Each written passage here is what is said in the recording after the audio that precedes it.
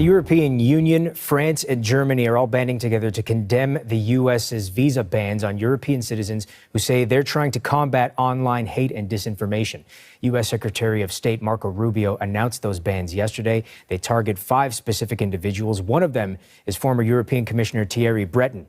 Directly from U.S. Secretary of State Marco Rubio, who describes these people included in this travel ban, this visa ban, as being ideologues that essentially are seeking to punish American viewpoints that don't agree with their own, including those marked by the Trump administration. There are several individuals who work in spaces that seek to crack down on hate speech and disinformation online. And as well, as you mentioned, Mark, Thierry Breton, the former European Commissioner, who really helped to a large extent shape the digital rulebook here in the European Union that, of course, several US tech giants have been embroiled in and have faced large, substantial fines for not adhering to those rules, really taking the ire from both Silicon Valley and the Trump administration. Of course, so often with these things, timing is everything. Just a few weeks ago,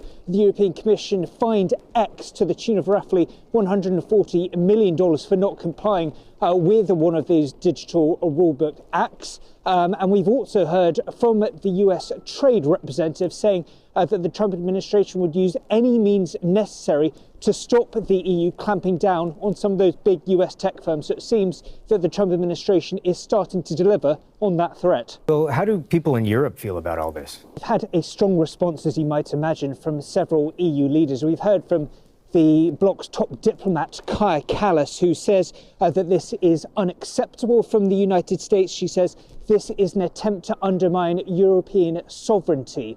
We've also heard from Emmanuel Macron, the French president, saying he stands in solidarity. He has thanked Thierry Breton for his services to Europe in the past. He says that France and the EU will stand up against pressure. He says that they will ensure the independence and freedom of Europeans. So strong words there from the French president. We've also heard from Thierry Breton directly, who's questioned whether this was the return to Cold War era of McCarthyism in the US, and insinuating that ideas, notions of censorship might be misplaced.